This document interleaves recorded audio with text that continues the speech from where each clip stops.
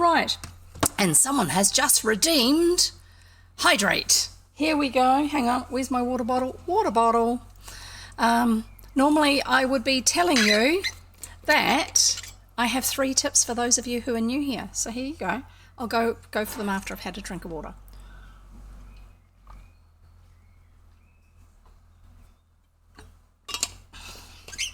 Right, so 3 tips. Hi, if you're new here, I'm Jev. I read old children's books, and if you're here for something else apart from old children's books, I'm sorry to disappoint, but you might as well go and find somebody else who's going to be more exciting to follow and to listen to. So, all that aside, what are old children's books?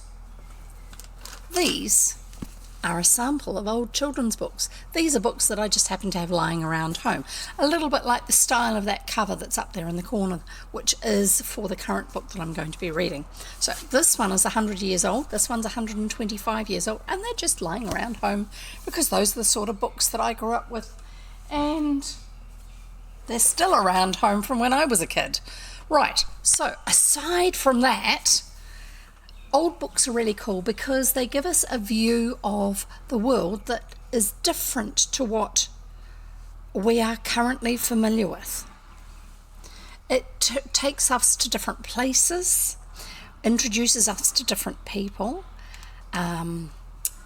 helps us to experience ways of life that are completely different to the way of life that we currently actually live with. And that's a good thing because it helps us to understand what other people's lives are like more easily, because we learn from the experiences we have when we read stories and listen to stories.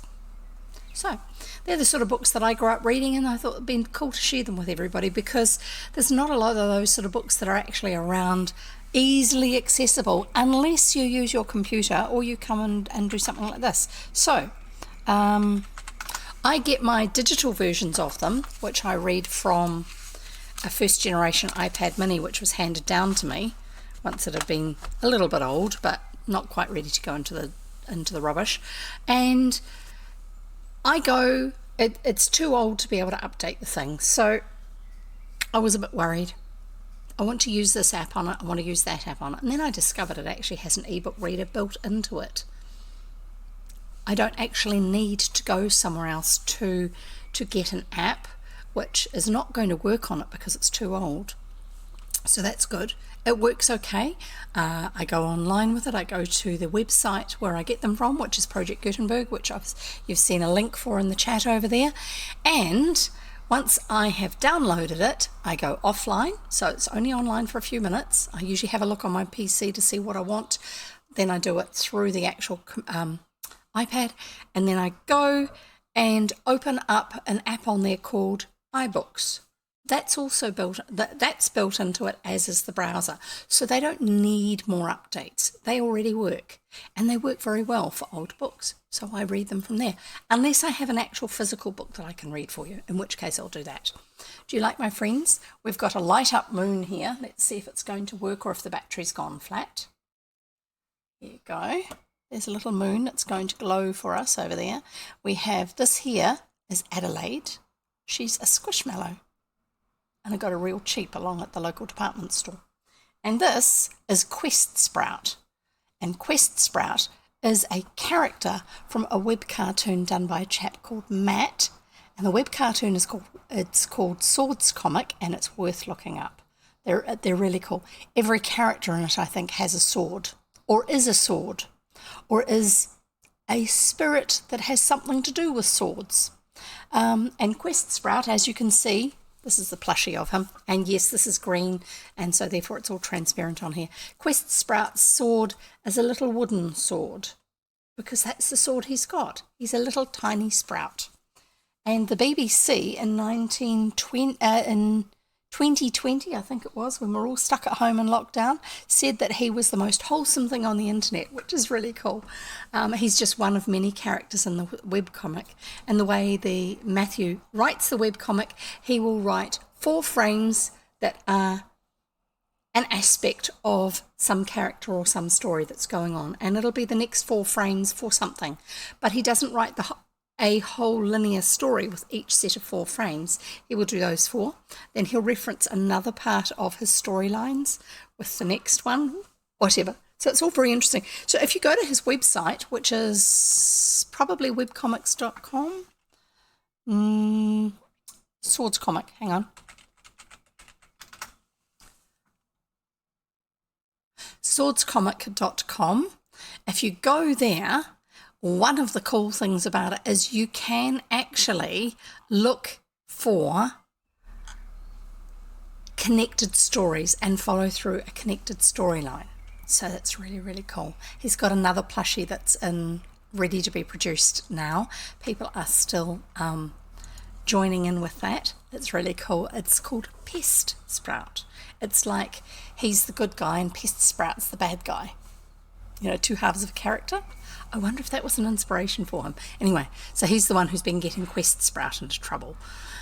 Just because Quest Sprout's this young little thing and gets into a little bit of trouble from people sometimes. Anyway, right. So I read old books, old kids' books. I have some plushies and other nifty gadgets.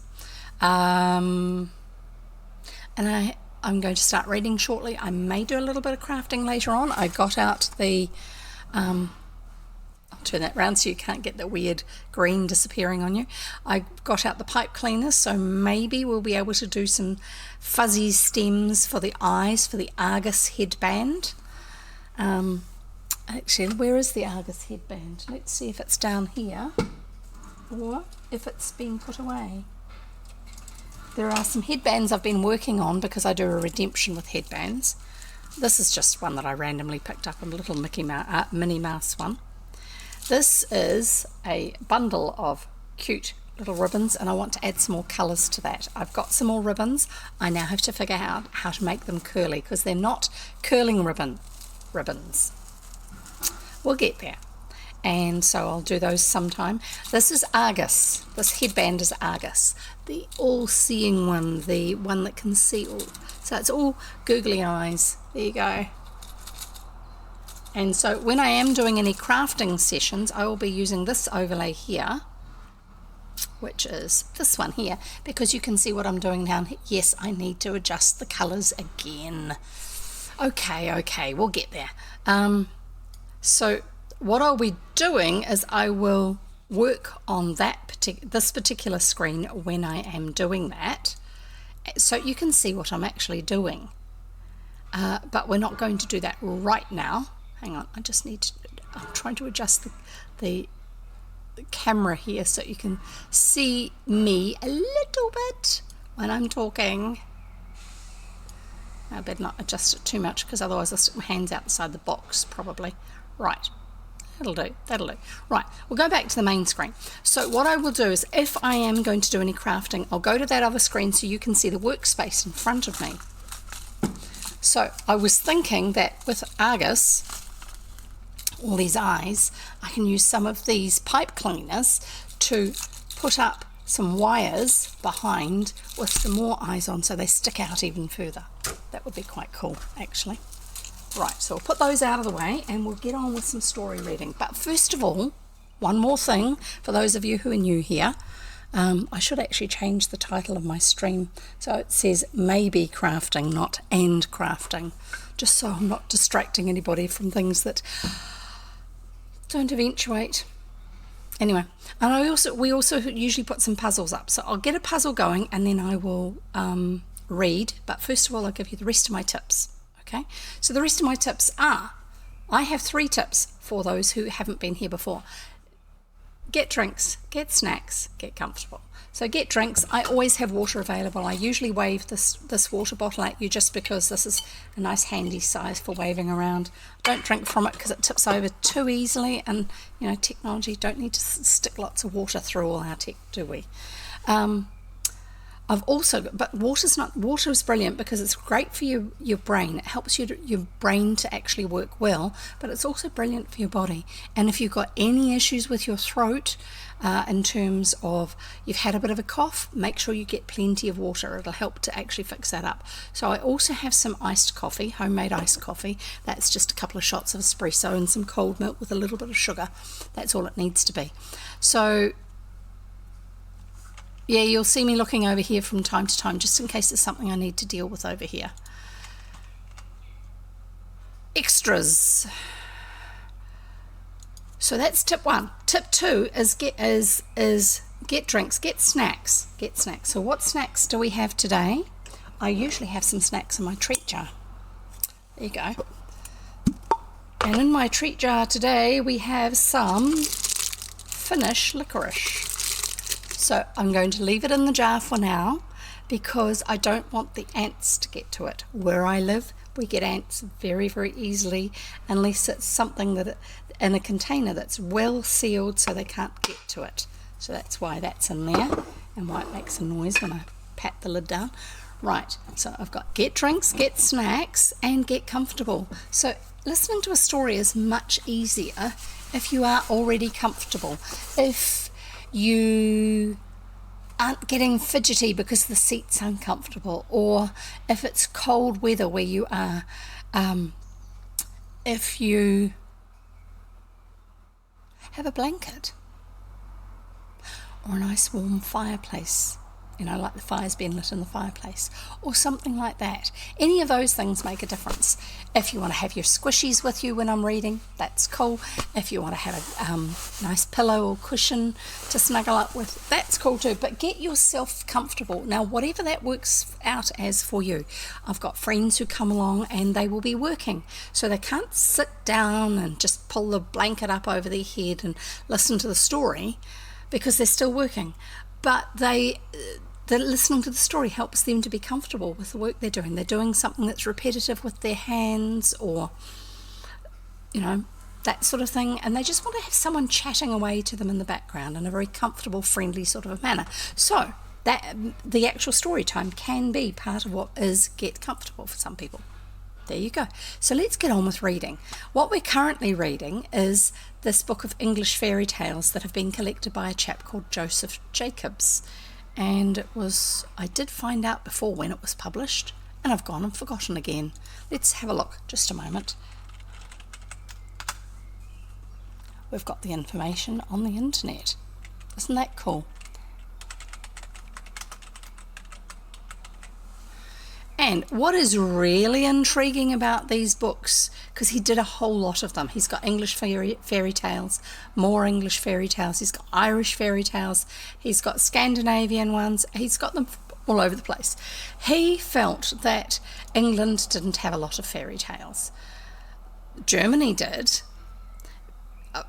Proof being that the Brothers Grimm had a wide resource that they could draw on to be able to write down the fairy tales that they did. They were collecting fairy tales that were already known and then rephrasing them in a way that worked well for what were then modern sensibilities that people could enjoy.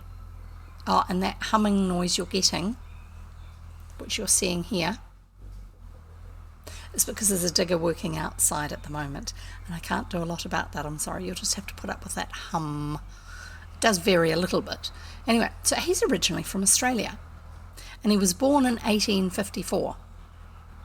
But he decided that he would try and gather up some fairy tales as the Brothers Grimm had done. And he really felt that, quite honestly, there were not that many available in England. He thought all the fairy tales we knew in England were actually of Germanic origin or French, and that was somebody Perrault, I think his name was, that had collected those ones. And he's another one of the famous fairy tale people, People talk about Brothers Grimm, and The other one is, what's his name, Perrault, and I can't remember his first name, and it's terrible what my brain does sometimes when it comes to that sort of thing.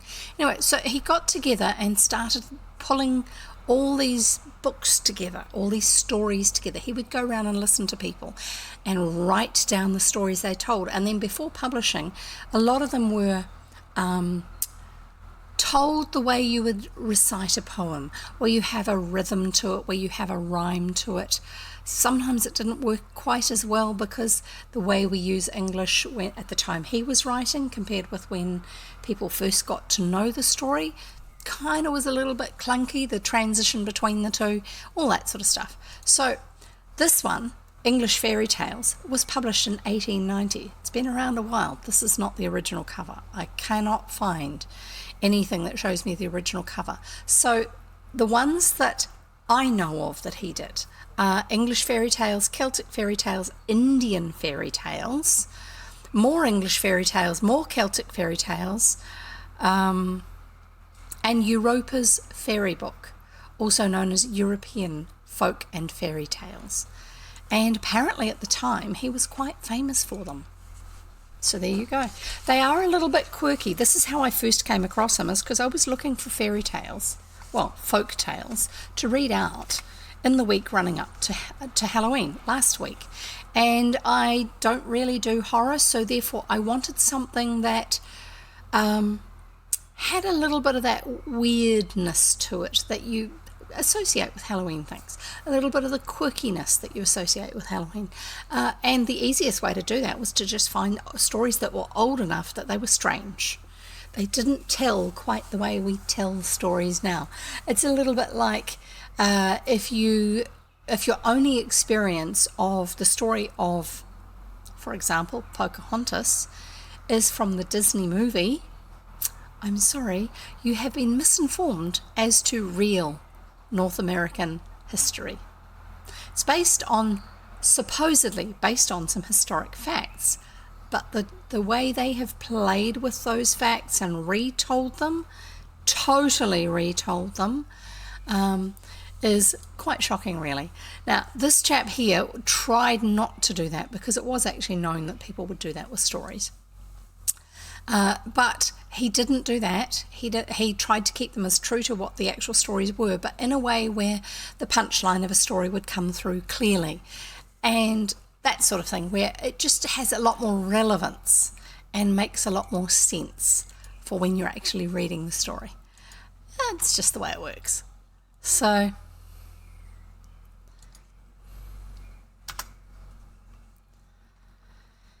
right, how about we get on with the actual reading then?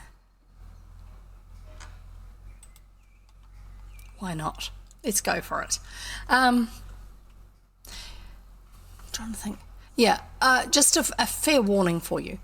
And also for those of you who are watching this on YouTube, hi, I've said who I am, I'm Jev. What you are watching, if you're watching this on YouTube, is a recording that was done when I was talking and reading live over on Twitch. So the way I come across with that is not the same as a rehearsed reading or a written speech or an audiobook. It is just the way I speak and the way I do things live with people who are listening to me and interacting with me. And if that isn't your cup of tea, then go and find another video. If you like the sound of it though, and you want to actually be part of the live conversation, then this is the link that you need to go to over on Twitch, twitch.tv/jevnz. Jev always has 3 V's when you're writing it for my name. So jevnz, no punctuation in that part of it, no capitalization.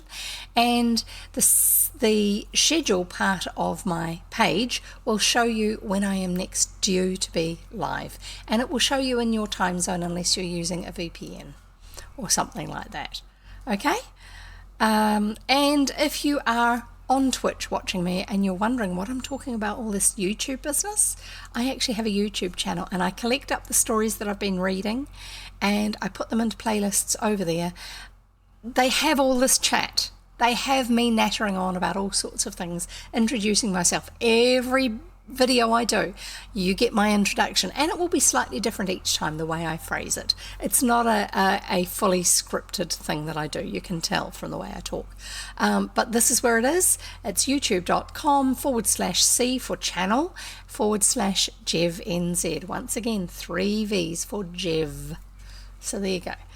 And that's my screen handle all over the place. Well, lots of over the place. Anyway, so how about we get on with reading the story, and then we can have a bit more of a chat later. But I did say something about a puzzle, didn't I? So let's organise the puzzle, and then we shall do that. This is where you are going to be playing a puzzle. I'm going to move that slightly. You can't do anything with that now. Don't put the command in yet. I shall just find the link and get that set up. It was one of the things I really wanted to do before we got started. I can't actually manage to get everything done perfectly beforehand. One day, maybe we will. It's just one of those things. Right. I will set this up, and I will get it so that you can call it up with a link yourselves in the chat. And then you'll be able to do the jigsaw puzzle. Now what it will do is it'll open up in another browser window or whatever, something like that. I'm not quite sure how it works on mobile. I think maybe it pushes Twitch to the background while you've got the browser open in front of you. I'm not sure. Something. But I will give you the, where is it? Down here, here we go, nearly there, that one. I'm going to give you the link for this in just a moment. Okay, I do have a bunch of commands that are available in chat. So there's ones like jigsaw, which I'll give you an example of. So you go exclamation mark and you go jigsaw. And it will pop up for you a little bit of information. It won't show it in the little on-screen one here, the information, but it will further over in the chat window. And if you click on the link in there, give yourself a random as username. Keep it seemly, because it is meant to be a family-friendly space. And then I'll be reading the story. Let's put it there. Let's cover up the friends for now, just because. And I'll read you the story. There you go. That'll do. So you'll see it happening here. Everybody will see the jigsaw puzzle happening here, but you'll actually be doing the jigsaw puzzle, solving it in your browser on a different window. So there you go. You can go for it. I do have other commands available, such as exclamation mark cat or exclamation mark dog, which will bring up some random facts about them. There's another one for advice, I think it is, exclamation mark advice, and it'll bring up some random information about who knows what. I also have access for me to use a dictionary, which will give you some information, and it will appear up here over my right shoulder on the left hand side of your screen. So we'll just see how we go. I might just shove this over a little bit further so it's less over my face space. So there you go. I'm still playing around with the idea of having this bare overlay system. We'll get there. Right, so unlock my book, because this one I am reading from my iPad mini. Oh yeah, and tip for new players, I get lost on the page. Sometimes I will actually have my eyes literally looking at the page, reading the words out loud, and suddenly I don't know where on the page I am. It's probably something to do with my easy distractibility with having ADHD. It's just one of those things. It makes for lots of fun with what goes on in the story. Oh yes, this is Quest Sprout, just in case you're wondering, whose little wee sprouty leaves on top of his head are invisible because they're green. One day I'll have my streaming space set up so I don't need a green screen, which will be really cool. We'll get there. The Rose Tree, English Fairy Tales, collected by Joseph Jacobs in 1890, published in 1890. That was correct, wasn't it? 1890, that's correct. And we are reading the next one, which is called The Rose Tree. There was once upon a time a good man who had 2 children, a girl, surprise, surprise, a girl by a first wife and a boy by the second. Oh, he's gone through 2 wives already. In those days, it was probably due to someone dying, actually, not so much the leaving as the dying.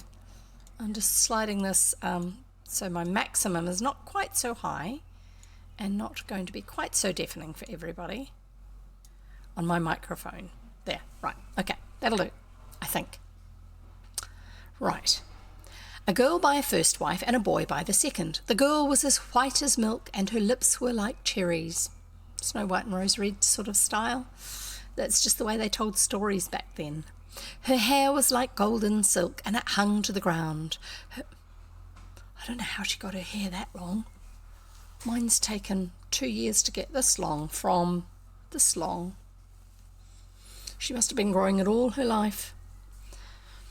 Her brother loved her dearly, but her wicked stepmother hated her.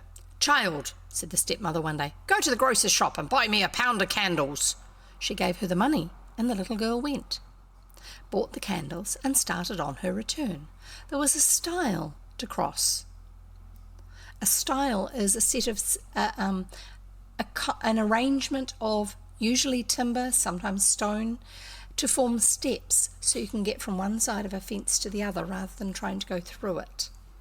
Sometimes it will be through a hedge, sometimes it will be through a stone wall, but it's so the animals can't get from one side to the other, but the people can. So that's a stile, S-T-I-L-E.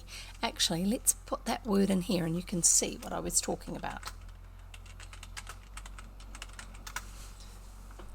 Yes, stile, a set of 1 or more steps surmounting a fence or wall or a narrow gate or contrived passage through a fence or wall, which in either case allows people but not livestock to pass. There you go. That's what stile is spelt in that manner. To design, fashion, make or arrange in a certain way to form. Style, spelt with a Y. Kind of. They must be connected, but I'm not going to worry about it. Yeah, the dictionary app, you never quite know which version of a word is going to be the one you want, so I just let it do its thing. And I need to make a note to myself to change the colour of my social media icons.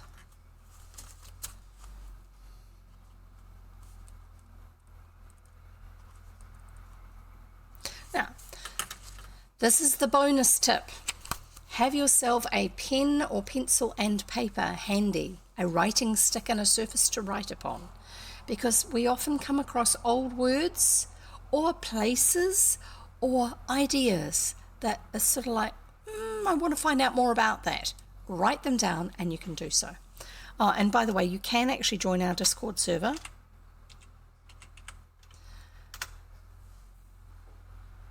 Nope, that link is not going to work. Nope. There you go, there's my Discord server link over there. And you can, if there's words that you've discovered, new words that you've discovered that you hadn't come across before, and they're relevant to the story, go and share them over there. Keep it seemly, because this is a place for grannies and their grandkids to come and enjoy something which granny might be familiar with, but grandchild may not be. And we want them to feel safe here. So here, carrying on. So there was a stile to cross. She put down the candles whilst she got over the stile. Up came a dog and ran off with the candles. She went back to the grocer's and she got a second bunch. She came to the stile, set down the candles and proceeded to climb over. Up came the dog and ran off with the candles. She went again to the grocer's and she got a third bunch, and just the same thing happened. Then she came to her stepmother crying, for she had spent all the money and had lost 3 bunches of candles.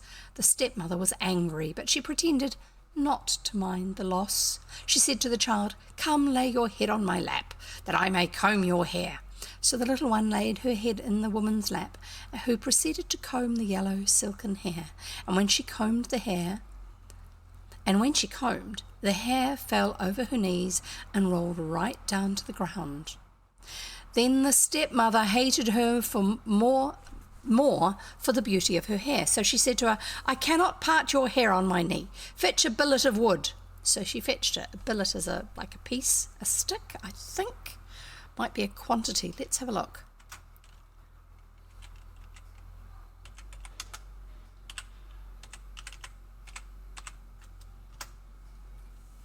Billet, a short informal letter.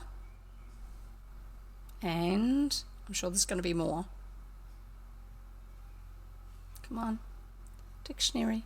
I've made it so the timer on it is long enough that it, there you go, of a household or etc. to lodge soldiers or guests, usually by order. So they were billeted in a certain place.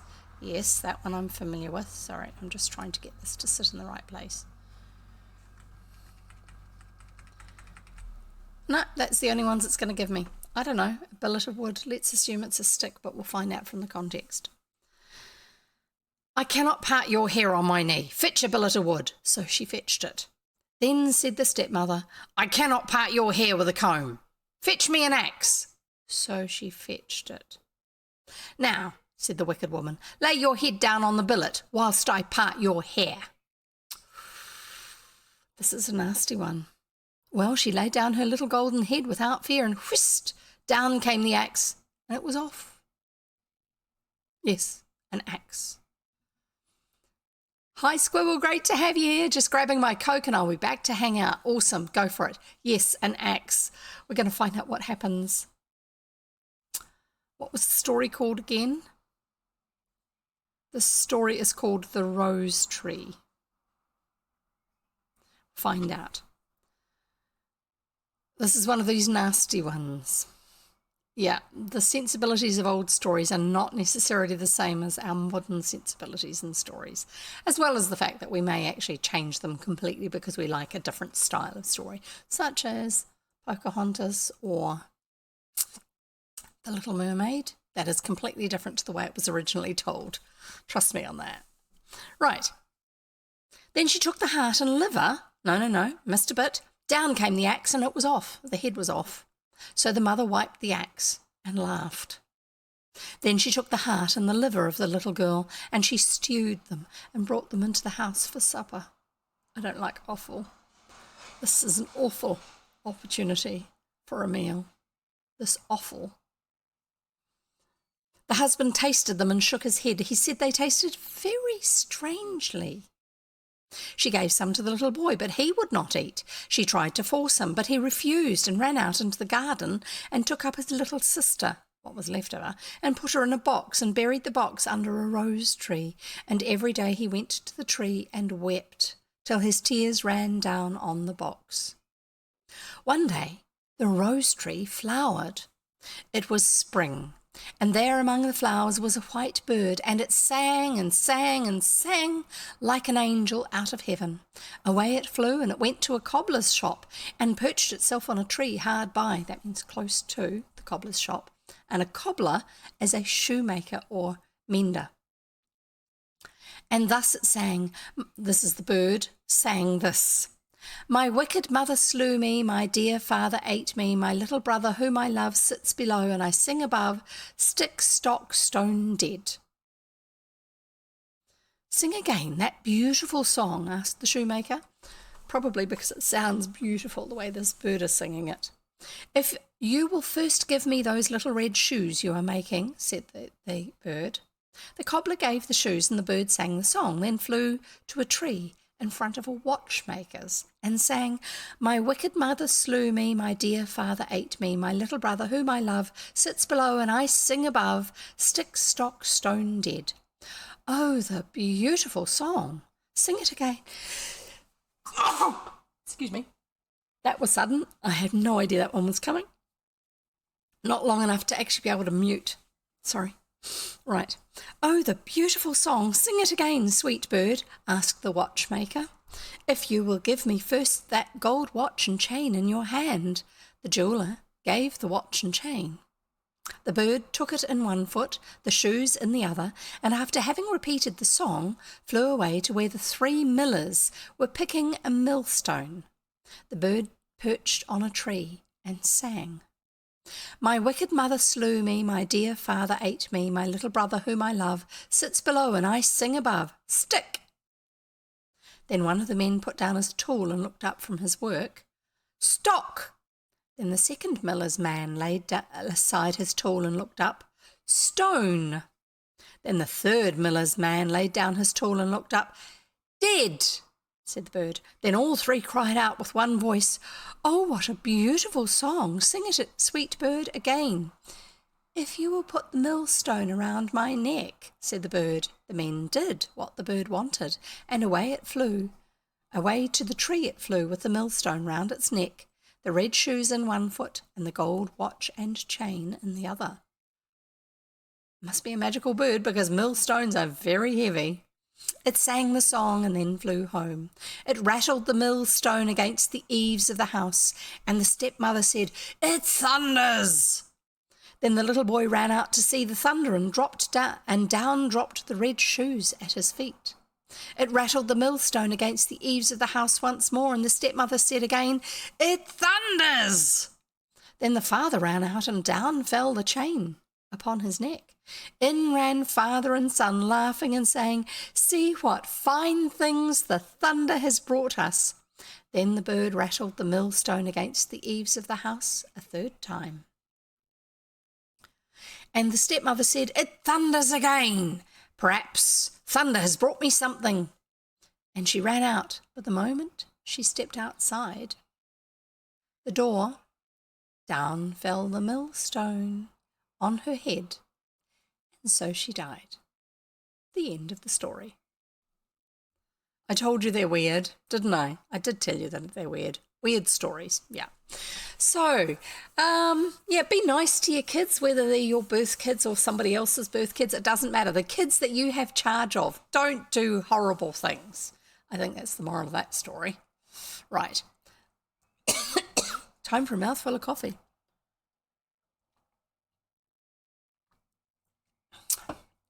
And then we'll carry on for the next one. The Old Woman and Her Pig. This one's going to... You never quite know with these sort of stories where they're going to go. We'll see. The Old Woman and Her Pig. An old woman was sweeping her house, and she found a little crooked sixpence. This reminds me of that rhyme or song. There was a crooked man, and he walked a crooked mile. Yes, I think it's related to that. This is something I did find when I was reading stories from this guy's books in the week running up to Halloween, is that there were elements that felt very familiar, connected to other stories that are part of our collective cultural memory.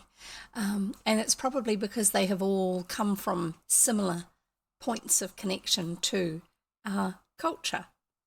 I don't know, I'm guessing. Right, let's carry on with reading it anyway. An old woman was sweeping her house, and she found a little crooked sixpence. What, said she, shall I do with this little sixpence? I'll go to the market and buy a little pig. So I'm guessing that sixpence was a lot of money at the time. Now, sixpence. Let's see. I don't actually have an actual sixpence. I used to.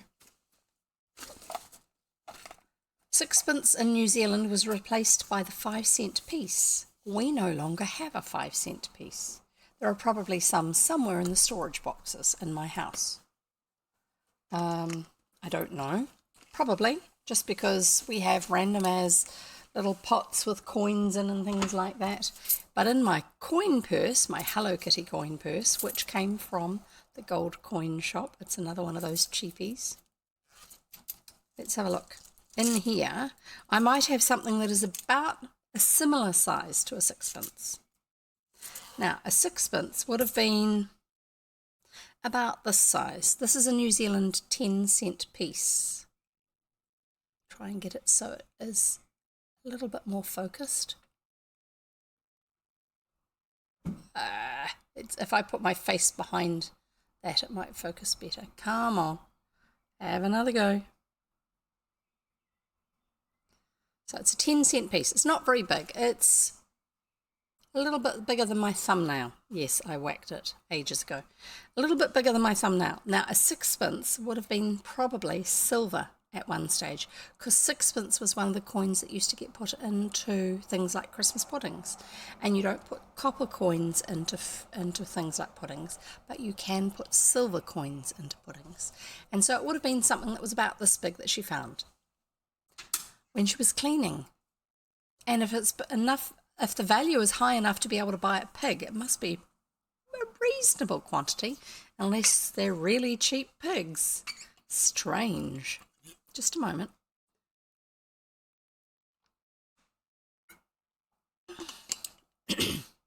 So she said, I will go to market and buy a little pig.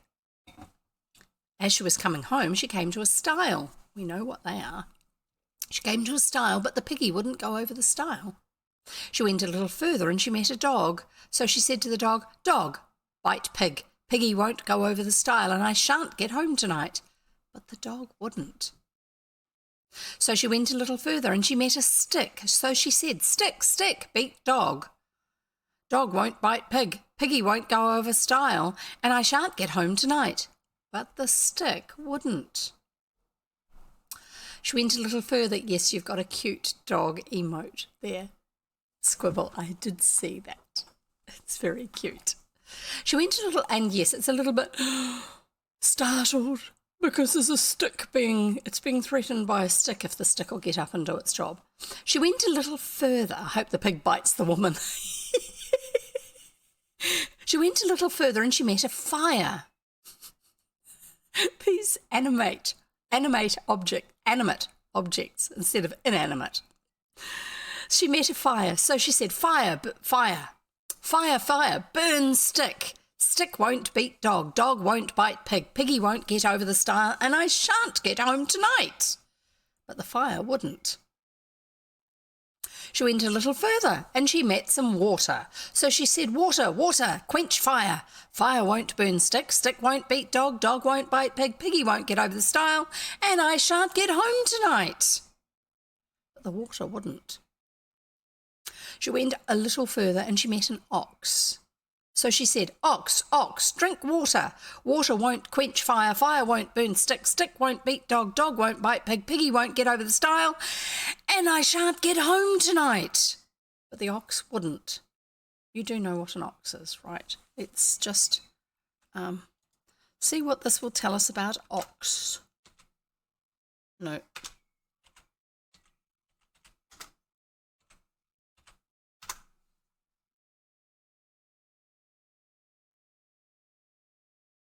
It's not giving me that one. It should. Let's try another variation on the word.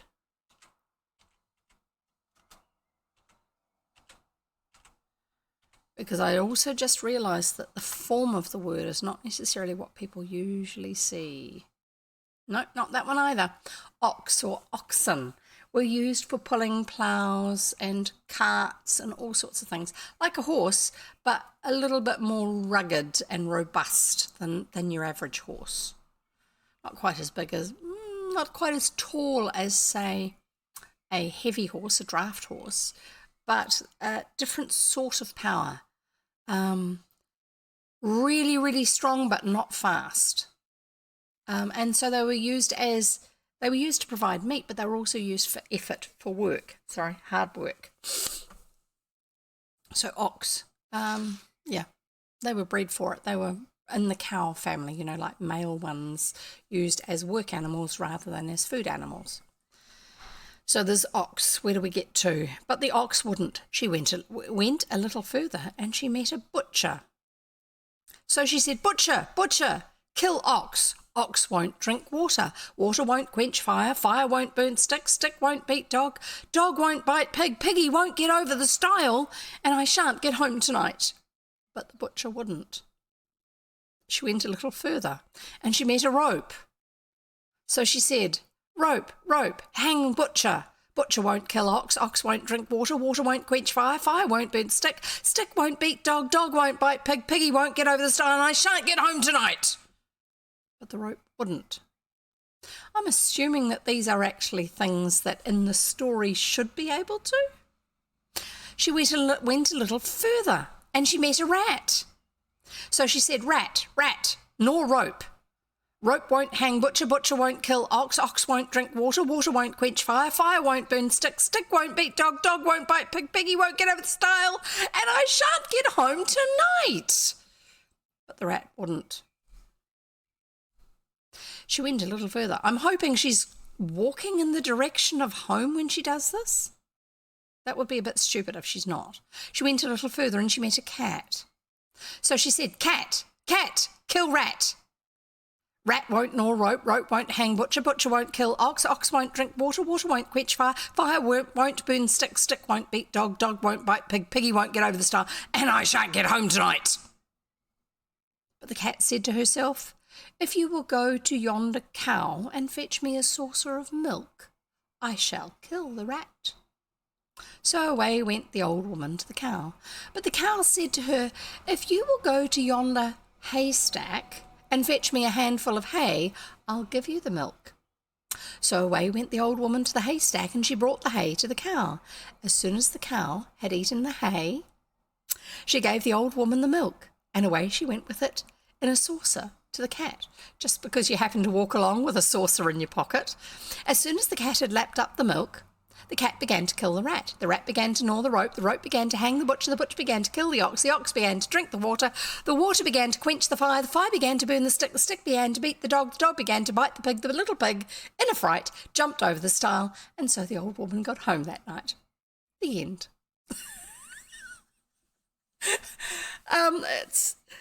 Do you remember any other chain stories like that? Stories where you start with a statement and then you add another statement to that first statement and you recite those two, and then you add another statement and you recite those three, and it carries on and on and on. Do you ever remember any other stories like that when you were a kid? There was an old lady who swallowed a fly is the song story that I remember that was along those lines. And that particular one was the one that I remember begging my parents to get me the Scholastic book, which came with a little record, one of those little 45 records. And so you could read the book and listen to the song being sung at the same time, and the words were exactly the same, and it had illustrations. But it was one of the Scholastic Book Service books. Do you remember those? And it was one that I really wanted it. And somehow or other, my parents must have decided, yes, we can afford to this time. And so we got it. And I think I thrashed it. And it was, there was an old lady who swallowed a fly. I don't know why she swallowed the fly. I guess she'll die. There was an old lady who swallowed a spider that wriggled and jiggled inside her. She swallowed the spider to catch the fly, and I don't know why she swallowed the fly. I guess she'll die. And it went on and on like that until in the end she did die. But it was that sort of idea of this chain. Yeah, school book club day was the best. As long as you actually were able to order books, it was worth it. It was definitely worth it. It was like Christmas with books, which I loved. Anyway, so that was the next story. So let's get on with another one after I've had a wee drink. Oh, and Squibble's saying she thinks she's heard that particular story before. I'm not familiar with that one. It feels like a mashup between the crooked man. There was a crooked man who walked a crooked mile. He found a crooked sixpence upon a crooked stile.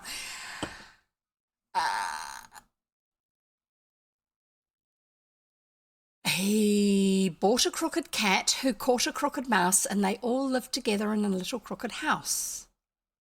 And it kind of had that feel to it. And then you ended up with the chain story, which is where you've got the one thing leading into the next. And so this is why I think there's a lot of English stories that have common roots to each other, and they've grown from those places, whatever it is that they're referencing.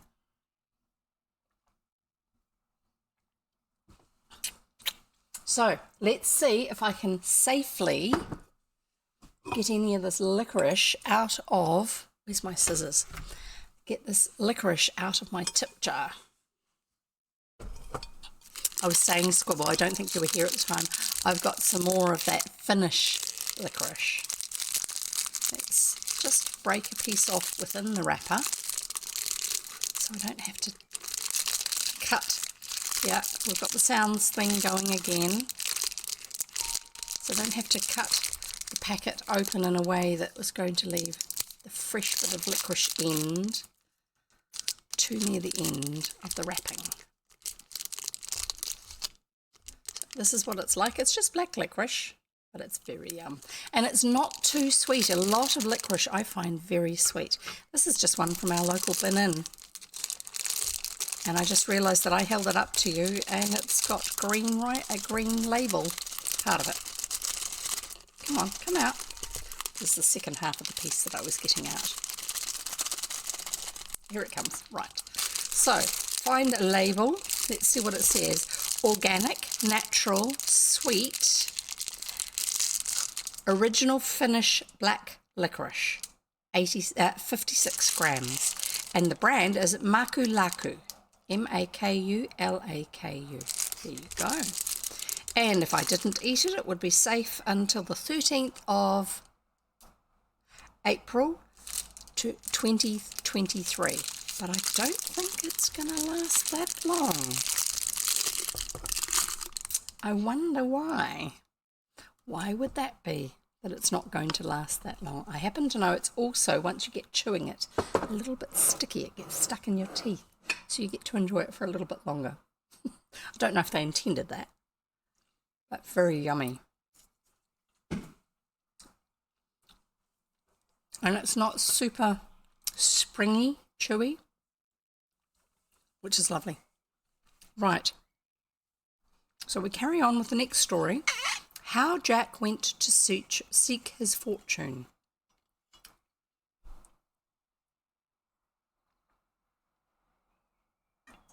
This one has a little bit of a feel of Dick Whittington to the start. Kind of. I wonder if they're connected stories.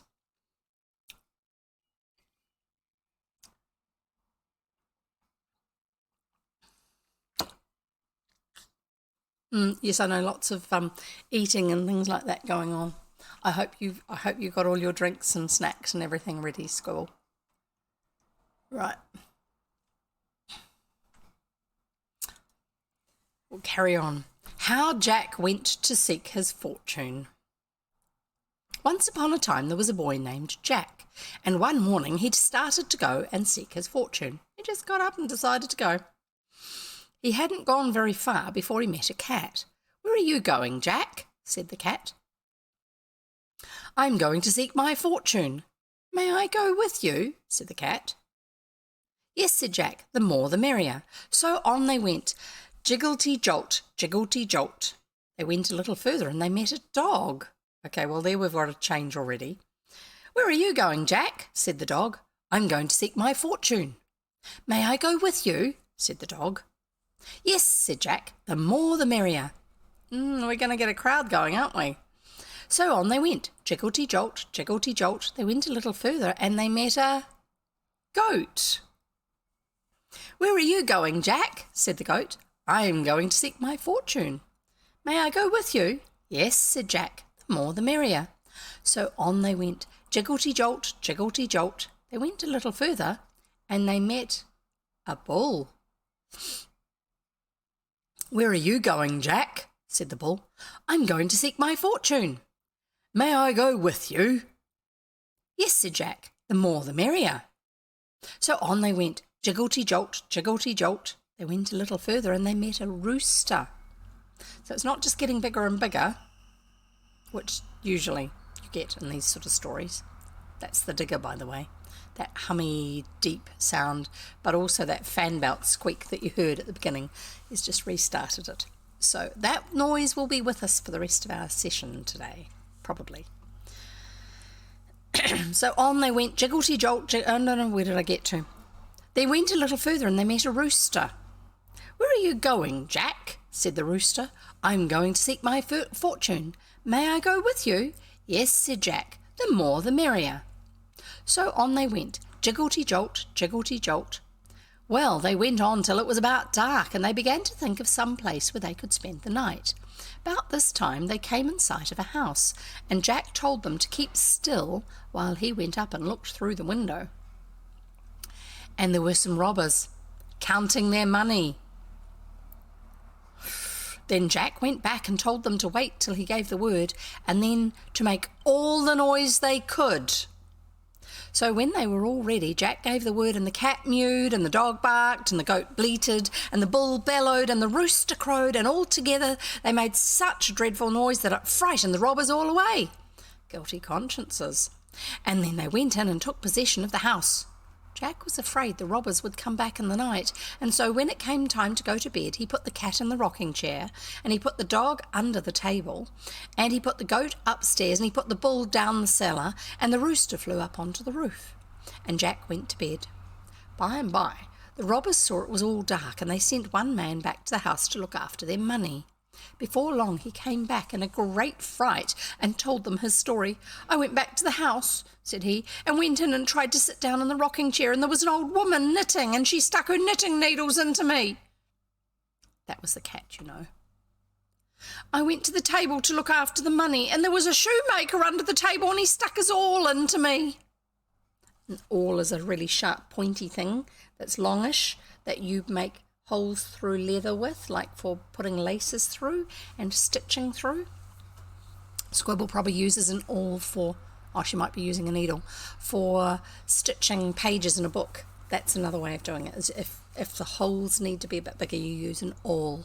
And it's like a wooden or a plastic handle that has a longer pointy bit, which can be quite sharp, but it's to make a hole through a reluctant surface. There you go. Yes, Squibble has an awl. Good. It's a good idea to have an awl. You never know when it's going to come in handy. "And he stuck his awl into me." That was the dog, you know. "I started to go upstairs, and there was a man up there threshing, and he knocked me down with his flail." That was the goat, you know. "I started to go down the cellar, and there was a man down there chopping wood, and he knocked me up with his axe." That was the bull, you know. "But I shouldn't have minded all that if it hadn't been for that little fellow on top of the house who kept a-hollering, 'Chuck 'em up to me! Chuck 'em up to me!'" Of course, that was the cock-a-doodle-doo. And that's the end of the chapter. Jack made his fortune, and so did the animals. What a weird one. They don't have the conclusions that you expect in fairy tales these days, do they? They don't sum it all up and say, and this is what happened to them in the very end. They just stop when they get to the end of the story. I hope that this Joseph Jacobs had a lot of fun travelling around gathering these stories. I think it would have been quite intriguing. And also, I don't know how he would have coped, because some of the places he would have gone, the people would have had quite diverse accents. Like if he was Australian. If you've come from Australia, which is a similar accent to mine, and then you go to Yorkshire, out in the country, in the villages and around the farms and stuff in more distant parts of Yorkshire, the Yorkshire accent can be really, really hard to understand if you've never heard it before. You might need to take someone with you who actually is familiar with the Yorkshire accent and who speaks English in a way that you can understand what they're saying, so they can relay to you what was said to them. A little bit like if any of you have watched Hot Fuzz, it's a buddy cop movie. It's an English comedy one. And Simon Pegg and Nick Frost go out to visit a particular farmer who's had some problems with something. And so they take out one of their police associates who speaks with this strong accent, which most of us find very, very hard to understand what he's saying, but Nick Frost, the character he plays, understands it because he's also local. Doesn't speak with the same accent though. And so they go out and talk to the farmer, and the farmer's I don't know what you're talking about, sort of thing, but different, you know, very strong accent to it, and nobody can make out what he's saying. And then the policeman that nobody else can understand understands what he says and rephrases it, and then Nick Frost rephrases it to Simon Pegg, and it's kind of like that. This several disconnects through different people. One, you can be repeating exactly what the other person said, but because of the way this person speaks, this one can't understand it, and they need to go through this person in the middle. All they are doing is literally repeating what this person said. This person is repeating it so that this person over here can understand. And I've actually done that when we went to England. I didn't think that the people we were near were hard to understand at all. They were just ordinary English, south of London, rural, semi-rural, towns. But nothing fancy, nothing posh, nothing strange. It was just an ordinary English accent. Like take an old BBC accent and take the posh polish out of it, and it was like that. Just English. That's what it seemed like to me. And my husband and this other couple that we were with, also Kiwis, were there, and we were all talking together, and they couldn't understand what was being said at all. And I'm like, oh, come on. So they just said so-and-so, and so I loosely repeated what they said. And they go, oh, okay. And so they actually answered whatever the question was, and the English people couldn't understand them. So I literally, that time I did, instead of the first one where I just loosely did it, I literally repeated what they had said back to the first people. And they understood me. And then the first people then asked another question, so I repeated word for word what they had said, and they would have understood me saying it. Repeated word for word what they had said to my friends and family, and they understood me saying it, but not the first ones. And it went this way back and forwards a few times, and I felt like it was a comedy routine on TV. Or in a music hall show, or something like that. It just did not feel real. I couldn't believe it was actually happening, but it was. It was hilarious, actually. Nothing particularly wild was being talked about. It's just that these two sides could not understand each other, and they were both speaking English. And to me, they were equally comprehensible. And I couldn't get my head around the fact that these ones couldn't understand them, these ones couldn't understand them. So I've always wondered, reading books like this where someone has travelled around gathering fairy tales, how they coped. Did they take someone with them? Someone who they understood, who understood the local way of speaking and would be able to relay it to them so that they were able to write down their stories the way they were meant to be written down. Just intriguing things like this. It's always amused me, the possibilities. So, next story is Mr. and Mrs. Vinegar. Mr. and Mrs. Vinegar lived in a vinegar bottle. Now, one day when Mr. Vinegar came from home, or was from home, Mrs. Vinegar, who was a very good housewife, was busily sweeping her house when an unlucky thump of the broom brought the whole house clitter-clatter about her ears, because it was a glass bottle. And she just bumped the glass a bit wrong with her broom, and it broke. In an agony of grief, she rushed forth to meet her husband. On seeing him, she exclaimed, "Oh, Mr. Vinegar, we are ruined. I have knocked the house down and it is all to pieces." Mr. Vinegar then said, "My dear, let us see what can be done. Here is the door. I will take it on my back, and we shall go forth to seek our fortune." They walked all that day, and at nightfall entered a thick forest. They were both very, very tired, and Mr. Vinegar said, "My love, I will climb up into a tree, drag up the door, and you shall follow." He accordingly did so, and they both stretched their weary limbs on the door and fell fast asleep. So I'm guessing that he spread it across between two branches so that they could lie on it as a flat platform. Sorry, I just need to check something and then I'll carry on.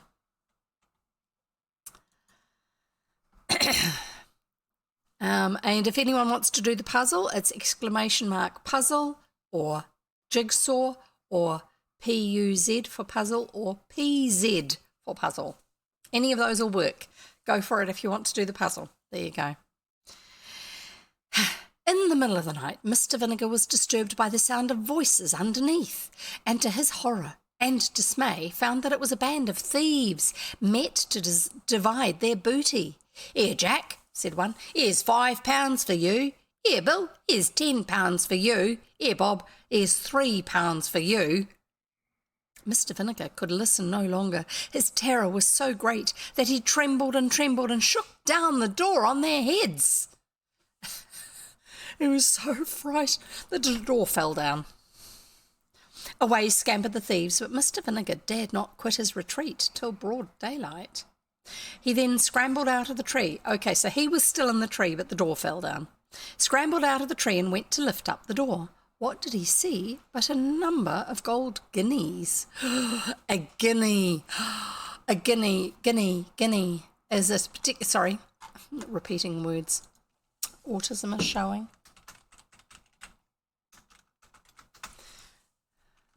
A guinea is a place, but it is also a type of currency. Let's see if I can find the right definition. I do not want nations or regions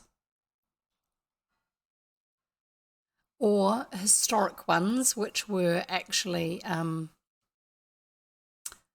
historic places and regions. Hi, Arinel, great to have you here. And you too, Blue. Great to have you here too. And thank you for the raid. Sorry, I've only just seen it. I must have looked away when that happened. Thank you, everybody, for coming. We're reading Old English Fairy Tales, which are a collection of books, of stories that were published in 1890 by a chap called Joseph Jacobs. And we're going to carry on with reading them shortly. But I'm just looking up the word guinea to see if I can find you an actual picture. A guinea is a former British coin and currency unit. There you go. That's the one that I'm looking for. It's so good to have you folk here. And this one is the spade guinea, which is actually something that was used in one of our previous stories. The picture I've just found. So I'm now going to put it in my right folder over here and then show it to you. I just need to find the right link. Right, that one there. Browse. Scroll through till I find the coins. So these are the sort of coins, they're this size and shininess wise, they're a little bit like what we think of when we're thinking of things like pieces of 8. You know, the pirate coins, except these ones aren't. This particular design is called a spade guinea because when they've been in circulation for a while, because gold's quite soft, the detailing on these coins wears out and you just get the shape of this shield here, which looks a little bit like a spade. And so its nickname was a spade guinea. And it was actually a coin that was used in one of our, as I said, one of our previous stories. So we'll carry on and see what else we're going to. So he lifted up the door. He went to lift up the door. What did he see but a number of golden guineas? And you might actually sometimes hear in old books where they describe someone who's got blonde hair as having guinea gold hair. And it's a particular style of blondness, which apparently was not that common, and so therefore it was remarked on. "Come down, Mrs. Vinegar," he cried. "Come down, I say, for our fortune's made. Our fortune's made. Come down, I say." Mrs. Vinegar got down as fast as she could, and when she saw the money, she jumped for joy. "Now, my dear," said she, "I'll tell you what we shall do. There is a fair at the neighbouring town. You shall take these 40 guineas. 40 guineas. That's a lot. Just remember, these are old stories.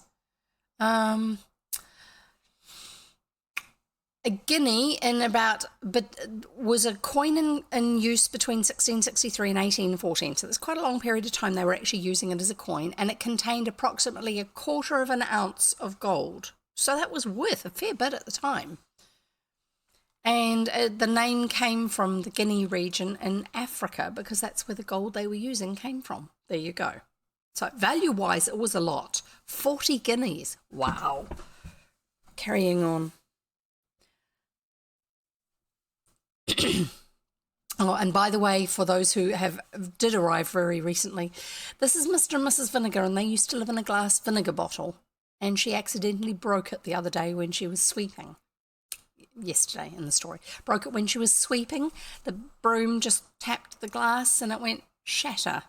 And so they're now looking for a new house. They've taken the door with them because it's a perfectly good door. They slept at the night up in a tree. There were some robbers who were counting their money, their ill-gotten gains below the tree, and Mr. Vinegar was frightened by the presence of these robbers, and in his fear, his shaking caused the tree to drop down and frighten these thieves, and they ran away. So now they've left the money, and it's the next morning. Mrs. Vinegar got down as fast as she could, and when she saw the money, she jumped for joy. "Now, my dear," said she, "I'll tell you what you shall do. There is a fair at the neighbouring town. You shall take these 40 guineas and buy a cow. I can make butter and cheese, which you shall sell at the market, and we shall then be able to live very comfortably." There you go.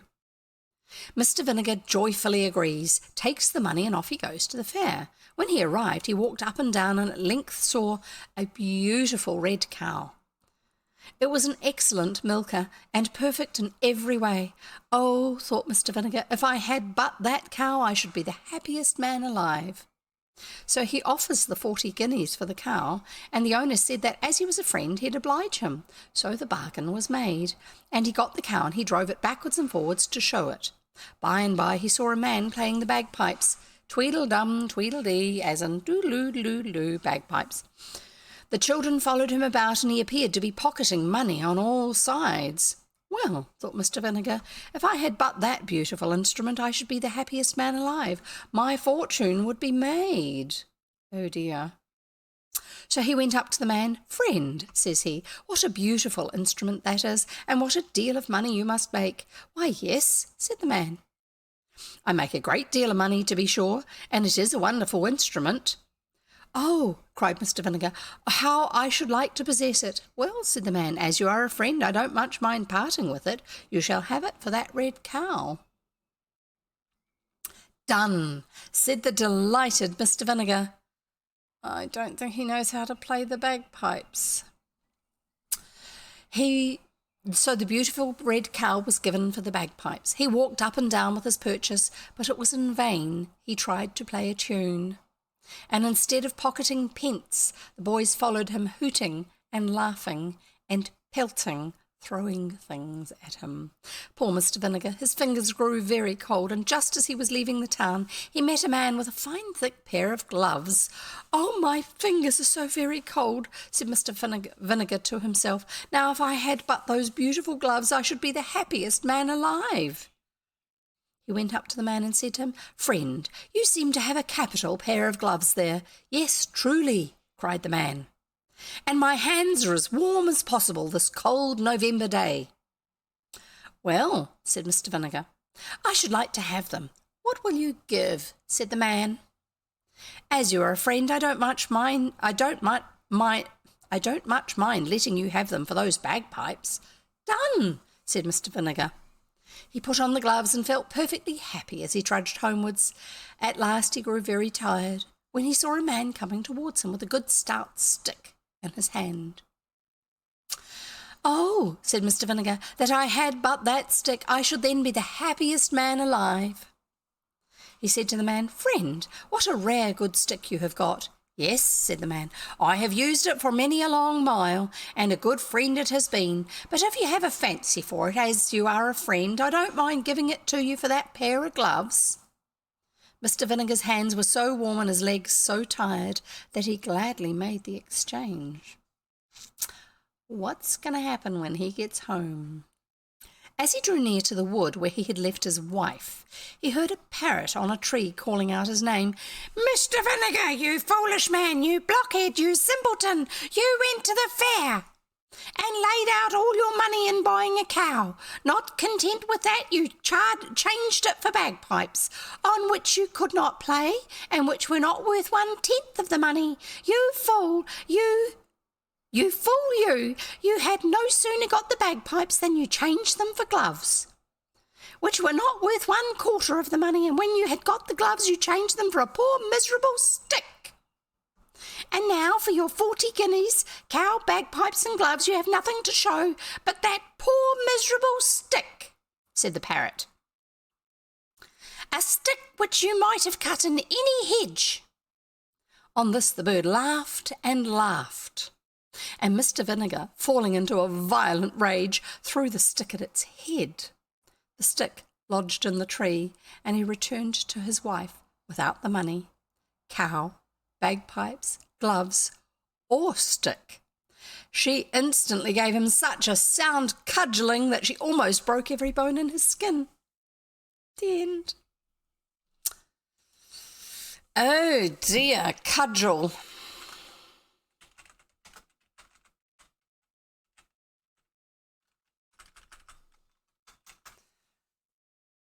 Cudgel, a short, heavy club with a rounded head used as a weapon.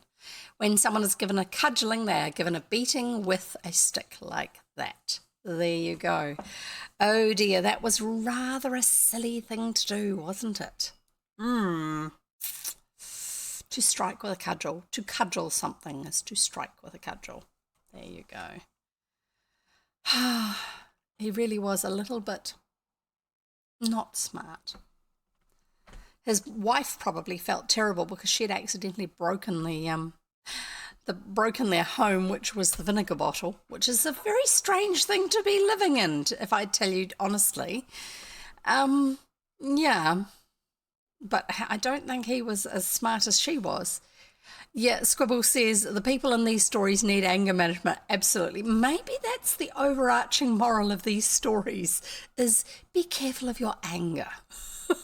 I don't know. They're very strange. So should we get on with the next one? It's slightly longer. It's 10 pages. Nix, naught, nothing. This one apparently other people do know. I don't know if I do or not. I will find out when I read it, shan't I? And then if there's any time left, I might do a little bit of fiddling around with these to see if I can make some wire sticks to put eyes on. I do not have my hot melt glue gun going today, so I'm not actually going to be gluing with it, which is probably not a bad thing. Aranel has redeemed. Here, what's all this about? Here we go. Now, for those of you who are new here, this is what happens next. We do this. We open up the... Hang on, I need to get the interact for it. We open up the picker and we spin it, and it will tell me which set of ears I'm going to be wearing for the next little while. I'm going to be wearing mouse ears. There you go. And I'll put that one away, the picker, and we shall find the mouse ears. I know where they are. They're in here, because I sorted it out. Spin the wheel. Yes, exactly. I probably need to figure out a command to go with it. Mouse ears. Mouse ears are, I'm going to actually be a little bit cheeky here. This doesn't normally happen. Just a moment. Just a moment. Need to put the lid back on.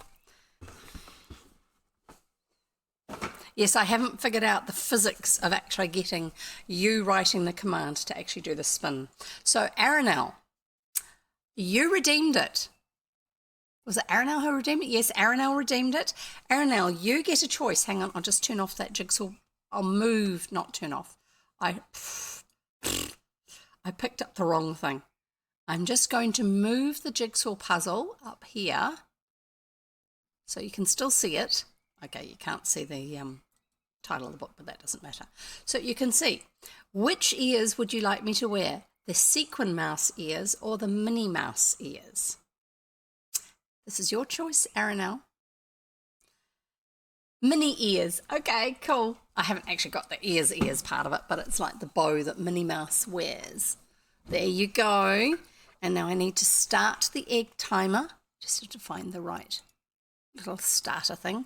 And I shall carry on with what I'm doing until we get to the end of the 6 minutes, which this is indicating, and I shall take them off. There you go. And I need to mark that I actually did that over here. That one's done. Complete. because I found out that there's actually a little thing that'll pop up and show me that there's been a request. So getting the hang of the technology, I hope. Let's move my camera down slightly so my ears are a little bit more visible, shall we? There you go. That'll do. And then we'll carry on with the rest of the story. Right. Nix Naught Nothing. There once lived a king and a queen, as many... Sorry. Technically, there's a cold reads. In other words, I have not actually read through them before. So sometimes the flow of a story, especially when you're starting a fresh one, can seem a little bit weird. And it's like, what does that go? So I shall try the start of the story again.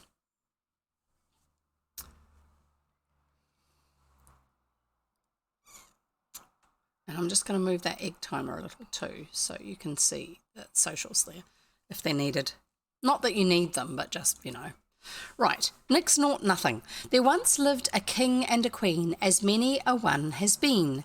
They were long married and had no children, but at last a baby boy came to the queen when the king was away in the far countries. The queen would not christen the boy till the king came back, and she said, "We will just call him Nix Naught Nothing until his father comes home."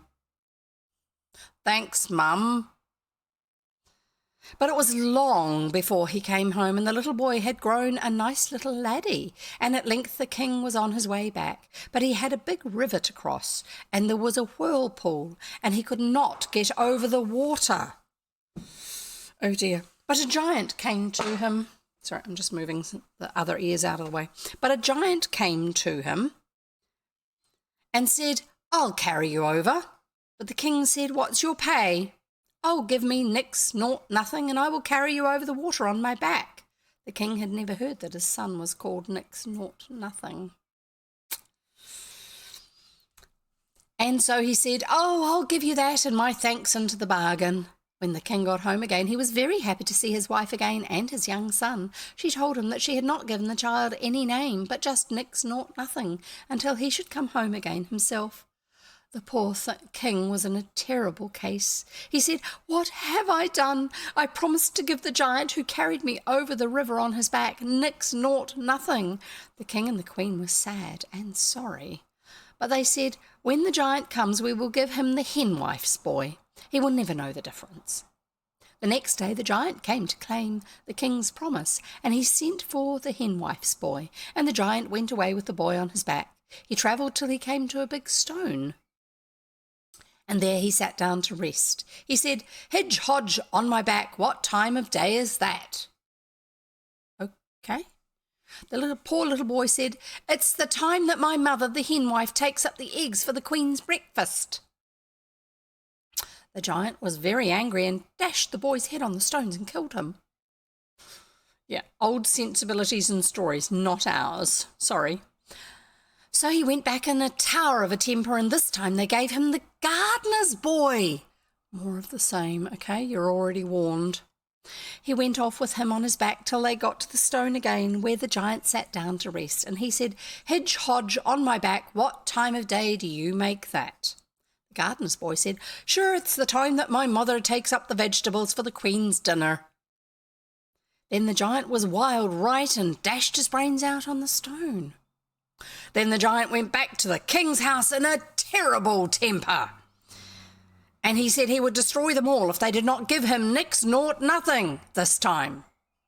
They had to do it, and when he came to the big stone, the giant said, "What time of day is that?" No rhyme, no nothing. Nix Naught Nothing said, "It's the time that my father, the king, will be sitting down to supper." The giant said, "I've got the right one now," and took Nix Naught Nothing to his own house and brought him up till he was a man. The giant had a bonny daughter, and she and the lad grew very fond of each other. The giant said one day to Nix Naught Nothing, "I've work for you tomorrow. There is a stable 7 miles long and 7 miles broad, and it has not been cleaned for 7 years, and you must clean it tomorrow, or I will have you for my supper." This is kind of like the tasks of Hercules, was it? Who had to do a whole lot of tasks for the Greek gods? Was it Hercules? Not the cartoon, not the TV series, okay? Right. And what's with giants in the old days in stories having normal-sized spouses and children? I don't know. The giant's daughter went out next morning with the lad's breakfast and found him in a terrible state, for always, as he cleaned out a bit, it just fell in again, all the muck that he cleaned out. The giant's daughter said she would help him, and she cried all the beasts in the field and all the fowls of the air. There it is. There's the end of the ears. And if anyone else wants to redeem, you can. There is not actually a limit on me on you guys redeeming the ears. It's just that they run for that long. There you go. Well done. Thank you, Aranel. That's lovely. All the field and all the fowls of the air, and in a minute they all came and carried away everything that was in the stable and made it all clean. Oh, and look, we've got our puzzle done too. Hang on. Let's find our puzzle. I've got an interaction thing for that. So I can... It says coffee, beans, and grinder. Yum. Coffee. I'd be no good as a zombie. I'd want coffee, not brains. And I will get you another puzzle because I do have some more here.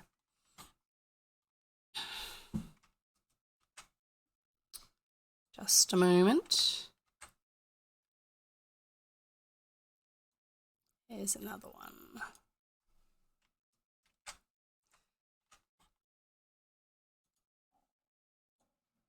Get this one going for you and then I'll carry on with the reading.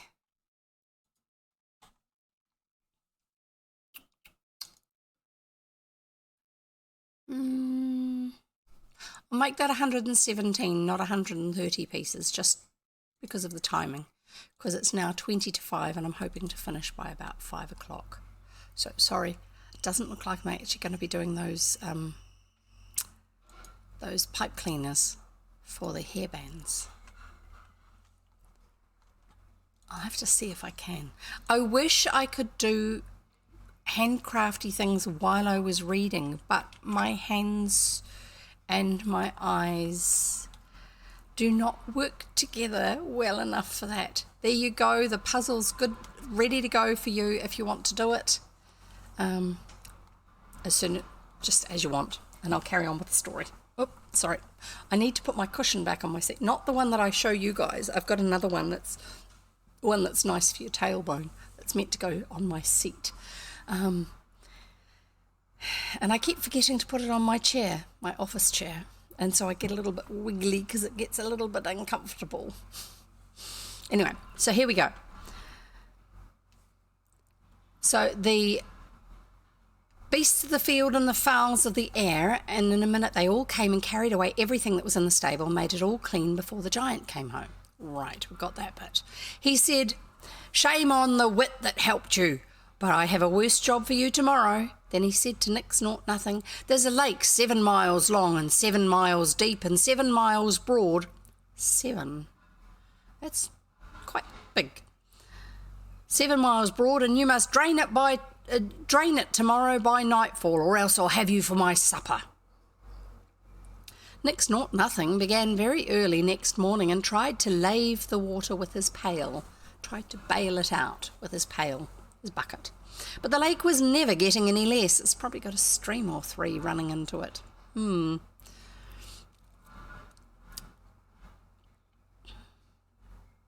to find out where I got to.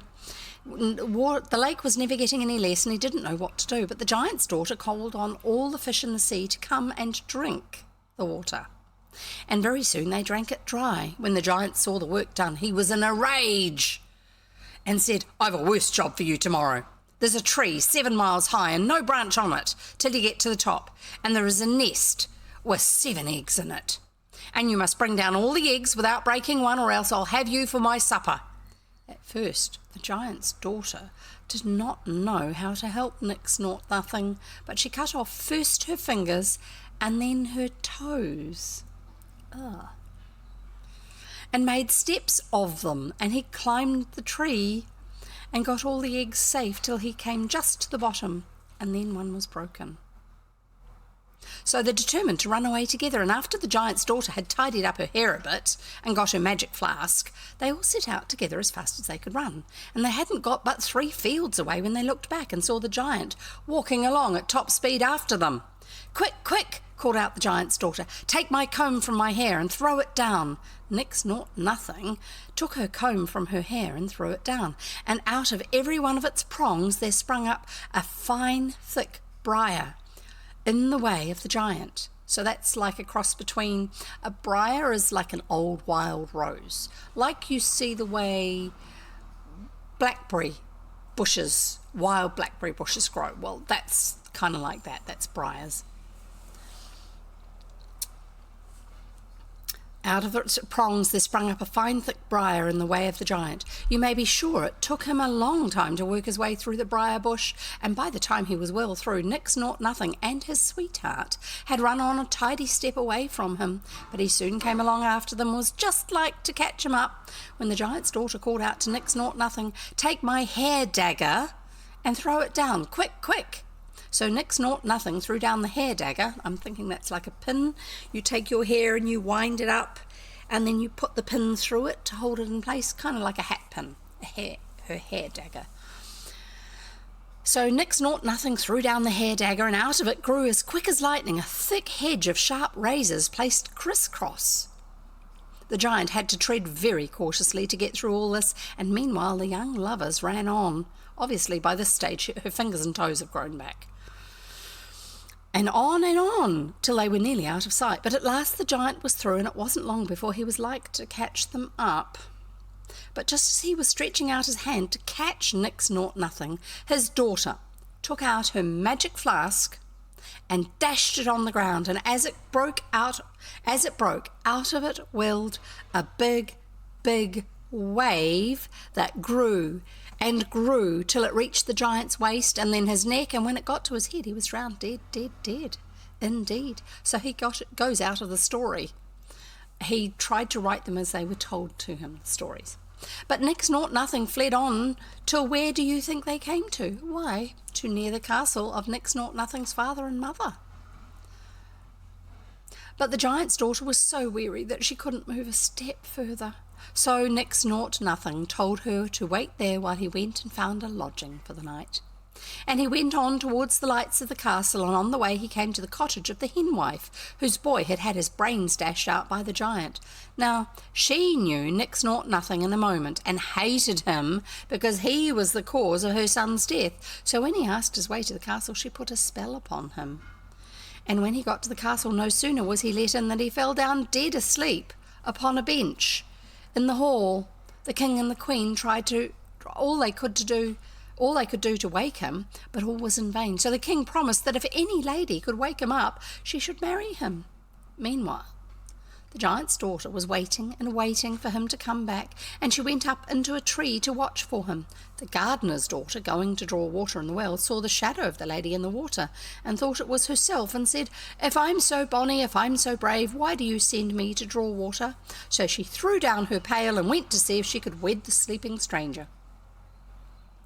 And she went up to the henwife, who taught her an unspelling catch which would keep Nix Naught Nothing awake as long as the gardener's daughter liked. So she went up to the castle and sang her catch, and Nix Naught Nothing was wakened for a bit, and they promised to wed him to the gardener's daughter.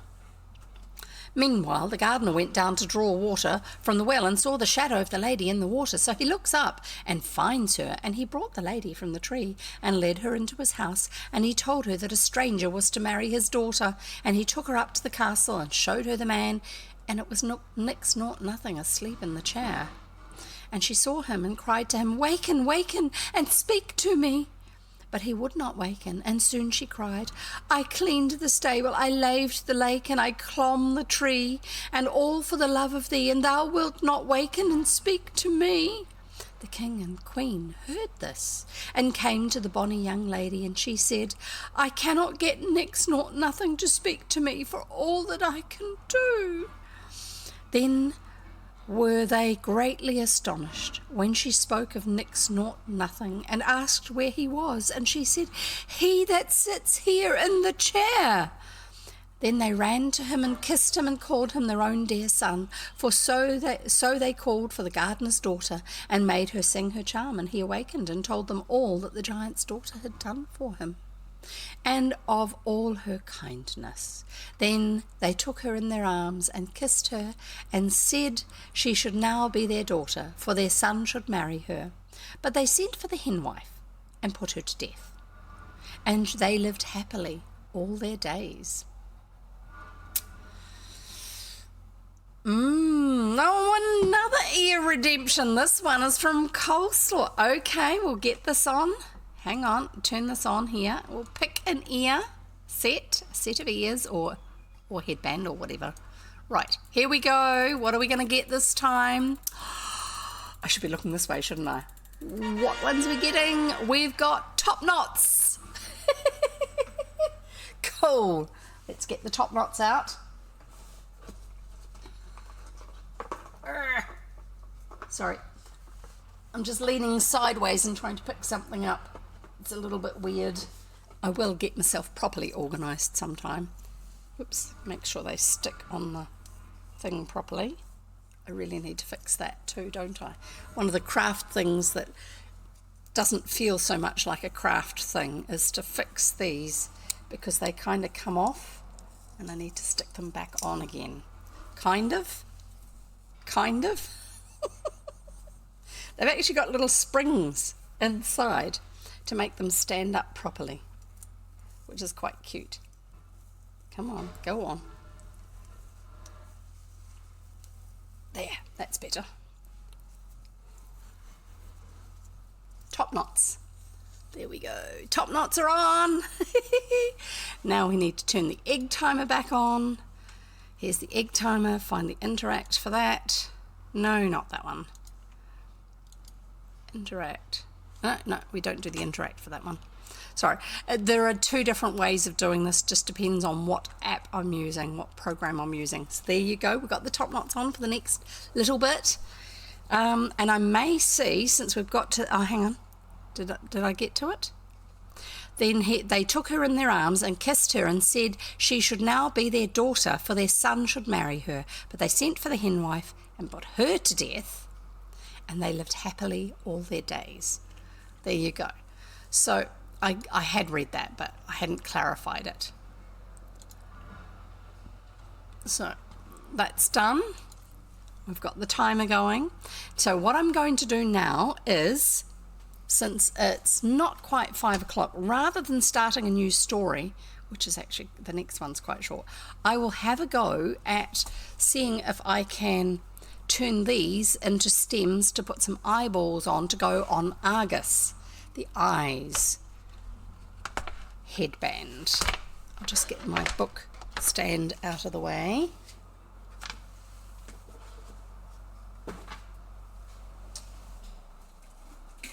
Remember, this is how far we've got so far, and yes, I did get it unstuck from the cutting mat. So the idea being that I'm going to put some stems of pipe cleaners kind of up behind it and things like that to put some extra eyes on. So they're kind of like weird, boingy, springy things. So what I need to do is, I won't actually be gluing the eyes on today, just because I'm not going to start the glue gun at this stage, because I've got to rattle around with the PowerPoint and all that sort of stuff. I am going to, hang on a minute. I am going to go to the other screen, and I'm pretty sure I've got the egg timer there, and it should, yes, it continues, yay, because I'm using the same source. It continues on from where I got to. I shall just see if I can adjust the properties on this camera so it's a little bit clearer. It's a little bit dull, isn't it? Let's see what we can do over here. Ooh, that contrasts a bit much. Turn up the contrast a bit. Saturation. Let's do something with the saturation. That looks a lot more like they do, and that also looks much more like the colour of my skin. I'm not going to do anything with the sharpness. The white balance is Probably about, hang on, where's my phone? I will check that white balance. I'm pretty sure that white balance is about what I had before. Turning on the light meter and hitting play. Get that one out of the way. So light meter. Yep, that's about it. I've just fixed at the light level I wanted.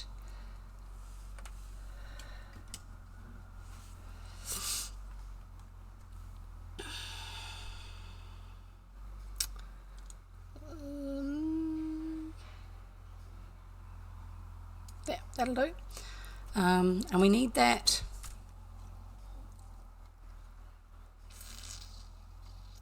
I think we need brightness rather than gain. Let's see. I'm not very good at picking which is which. It's not making any difference. I'm wiggling gain around all over the place. It's not making any difference. Let's do the brightness. And then increase the contrast. Right. That's better-ish. Nothing like the real colours anymore, but that'll do. Right. That's applied. That's okay. Get that one out of the way. Don't think I've got any filters on that one. Oh, no, I do. I have colour correction. Saturation. Let's do a little bit more of that. That'll do. Right. Close that. Now, what I was thinking I'd do, I'll just move this over this side a bit so the cord for the microphone's out of the way and you can see it. As I've got all this here, these are the pipe cleaners. I had actually thought about making something with another headband, but I realised that Argos needs more eyes. So let's see what we can do. I won't use the green. Maybe we should use the green ones, because the green ones, when I'm on the other screen, let's put this up. Yeah, see, the green ones disappear. We should try that then. Let's do it with the green ones, and then there'll be floating eyes. That's a good idea. Let's get these ones out of the way for now, and we'll do floating eyes with these green ones. I mean, you look at them and you go, that's so bright, how can that not be seen? But of course, with technology, it can do all sorts of amazing things. So pull one of those out, and I'm thinking, yeah, the eyes have it indeed. I'm thinking that if I put it, sorry, I should put it where you can see. If I put this through here and around on itself, on the back here. Okay, let's take it through a bit further.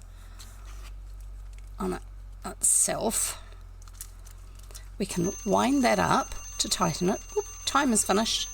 Hang on, just get that out of the way. Egg timer, put that one out of the way. Get the top knots out. And if we tighten this up here by twisting it round, I used to love pipe cleaners. We didn't have coloured ones like this when I was a kid. We had traditional pipe cleaners that were made with cotton as the basis for them. And, oh, wonderful, the puzzle finished. Oh, did it disappear? Did I turn off the puzzle? Jigsaw. I'm sorry, I turned off the puzzle. There it is, there's the puzzle. Wonderful. Thank you for saying it. I didn't realise I turned it off.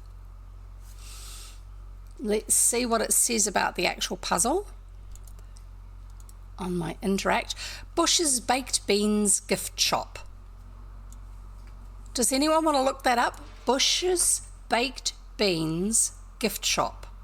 There's a gift shop for baked beans run by some company called Bush, B-U-S-H, with an apostrophe and then an S, Baked Beans gift shop. That just sounds really peculiar to me. I don't know about you, but it sounds very peculiar to me. While I'm doing the headbands, I am actually going to give you, I shall give you another one. No, no, no, no, no.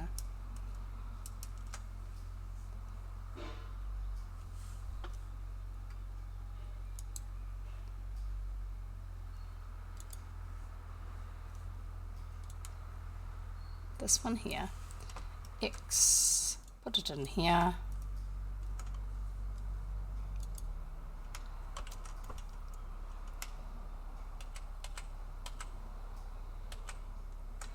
And then we shall find another one, which is, I'll save you the mystery one for next time when we have more time. Right, jigsaw puzzle. Bush's baked beans are famous in America. I didn't know that. Very cool. This looks like it's probably over Boston, you know, like Boston baked beans. Does that kind of make sense? It looks very old, the gift shop does. But a gift shop based on baked beans is not what I would expect to see. But it's a very cool old-fashioned shop type style, which is why I was interested in it. This one has a lot of light puzzle pieces, so I don't think I'll make it too complex, but I shall get you the link.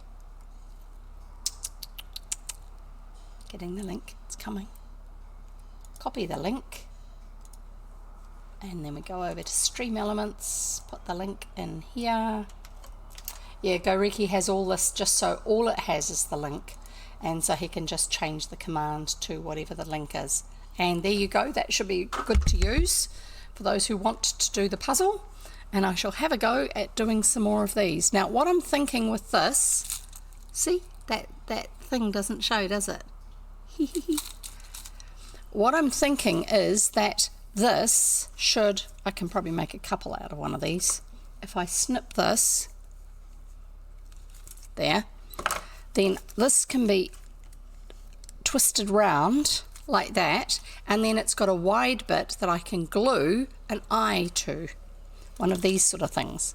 So if I bring this, hopefully my microphone's not making me super loud in your ears. I'll bring this around here, there, and that should hold onto an eye. I can use that as a back, I can hot melt glue it on. So we'll find another gap in the headband and do the same. Here's another one. It's magic, not loud at all. Oh, that's good. I have actually tried to set it up so it's got a limiter on my microphone. So Aranelle streams from mobile devices, like a Kindle Fire. That's what she usually streams from. She does games and she reads. I was going to give you a shout out, sorry, Aranelle. She reads kind of like Choose Your Own Adventure, but they're romances, I think is how they work, and like they're webcomic type. I'm no good at describing things. She can tell you what they are. But here we go. I'm just going to give you this. Yes, it worked good. So there's Aranelle's link. And what you can do is have a look at what she does and find out more for yourself. All sorts of things. Let's try and make it so they're not all in on evenly round the I want to do it so they're not sort of like evenly stepped around it. I want it to be a little bit more random than that. So the actual shape of them is not the issue. It's more how high they are or how low they are and how far around they are. So that will do for now. We'll get another one of these and we'll just cut this in half for now. I think it's probably the easiest way to do it. Oh, you're most welcome. I like being able to recommend my friends to my other friends. Let's do another one through here. So I'm talking about settings that Aranelle possibly doesn't have access to because I use a program called OBS as my broadcasting system. It handles putting everything together on the screen. One day I'll actually take a photo of what it looks like from my end and show you, because it really is. It's quite complex when you look at it. Each part of it, when you're getting the hang of it, is actually not as complex as people think. but you just have to take it a little bit at a time when you're learning how to do it. And you just keep on working with that one aspect of it and you get the hang of it. And then you expand into doing something additional with it, making it a little bit more complicated or something like that. And so that's the way I learn things in general, is just, a little bit more, keep practicing that until I've got the hang of that, and then try something else, try something new. So I'm hoping that I'm doing this in such a way that you can actually see well enough what I'm actually doing. It's a little bit different to the way I normally do things. This is the sort of stuff I was intending when I was talking about doing the crafts in the week running up to Halloween. I know that Squibble does things on camera like this all the time, but she has a little wee it's almost like she's a PNG tuber. She's got a little wee avatar of herself down here on the screen, a little character that she's drawn and animated, got it so it works. And so when she's talking to us, it will be blinking its eyes and opening its mouth and bouncing up and down ever so slightly, things like that. And it's really cute, really cute. And it's all in Squibble's colours. So I'm going to put this one with a bit of a squiggle, not a squibble, a squiggle to it, because then I can put more than one on it along the way. So how does that look? So if I do that, and then I can bring that forward slightly, jam it in there, so it can actually sit. Squiggle biscuits. Oh, I love squiggle biscuits. They're no good for my migraines, but I love them. So another New Zealand food thing. I will look them up and show you a picture, okay? We've got to talk some New Zealand food somewhere along the stream today, don't we? Squiggles. Images.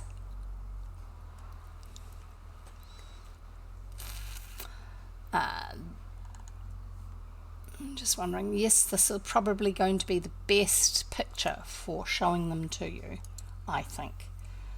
Save image. So, Squibble, do you have, is it because of scribbling and squiggles that you smooshed them together to make your screen name? Or what? I've always been intrigued by that. Right, here we go. Picture. Oh, this one. I was looking for my usual little bunch of bits and pieces that I have together. I'm sure I've got a thing here for picture. I'll just... Also a bit of a squib, like a small firework. Okay, now that makes sense, cool. I don't know if you've noticed it, and I hope it's okay with you. It's not meant to be rude or anything, but I use squib as the short version of what I do for the shout out for you. And it was Aranel I gave the shout out for before, and I was meant to do one for Squibble too. So there you go, there's Squibble's one. Sorry about that.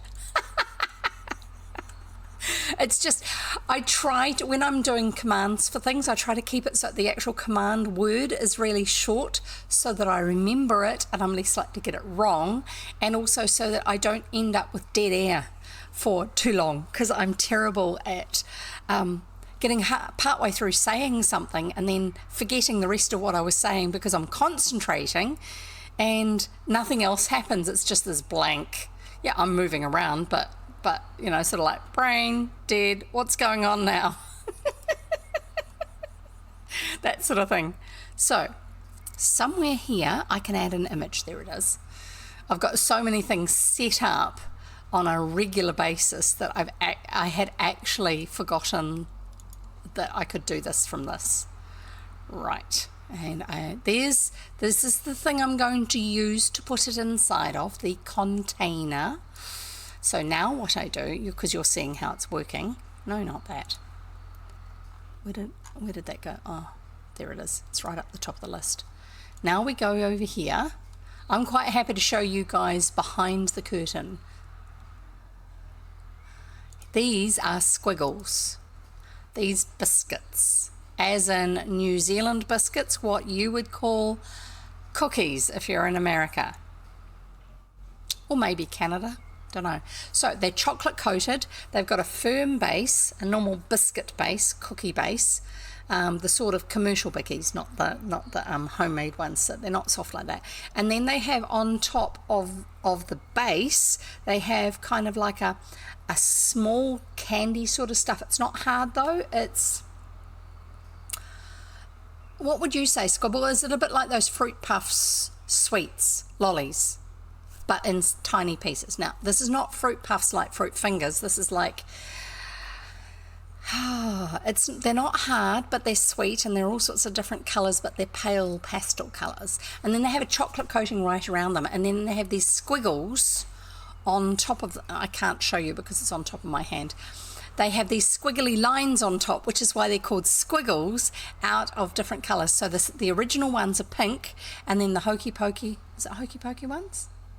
I think it's Hokey Pokey. The Hokey Pokey ones are,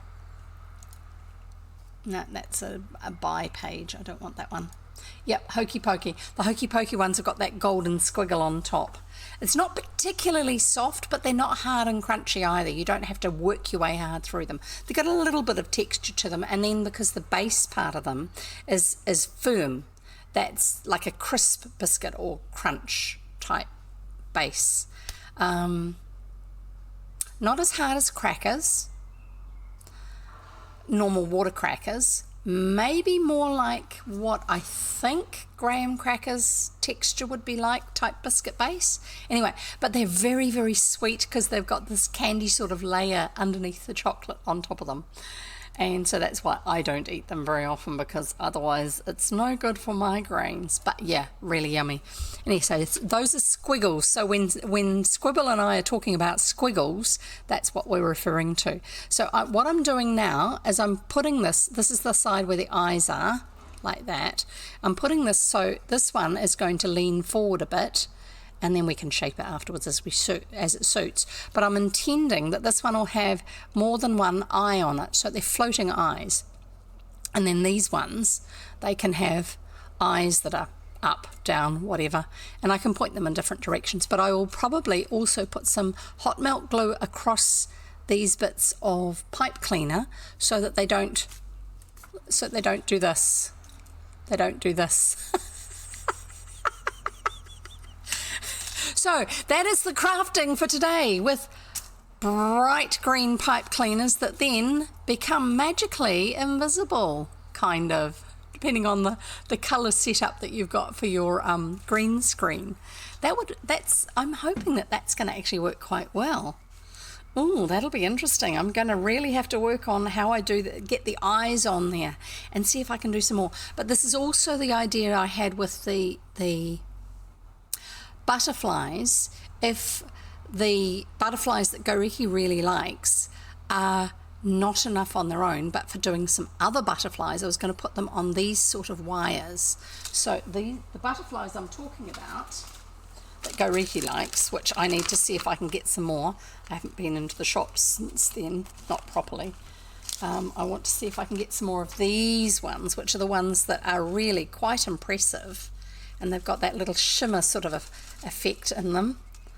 Yay on the puzzle! Yay on the puzzle. So these ones here, I'm going to see if I can get some and send them to Goriki. I love the fact that they feel like they're real butterflies sitting on there and just shimmering. Frosty Meadow and Barn in Stowe, Vermont. That's very cool. Very cool. Okay, so if these can be put on a hairband. Now, the intention is, yeah, they're very pretty. I like these. These were from either Gold Coin or from Crossgate. So Gold Coin is just a little local one, but I don't know if it's part of a chain. They were called Treasure Chest, and the other one that was called Gold Coin locally closed down because their premises was taken over by the medical centre. Instead of being just part of it, they took over the whole building. So they closed down, but I think actually what happened is that they are part of the same group, because they used to have a lot of the same sort of products there, but I haven't seen the same staff, but they do play the same sort of music that the other ones used to. So I think that's what makes me think. So it's either from them which is gold coin, also used to be known as treasure chest. These are dollar stores, by the way, for everybody else who's wondering, except that we don't call them dollar stores because the prices are more varied. They're not just $1 for something. So either from gold coin or from Crossgate, which is one that's part of a chain.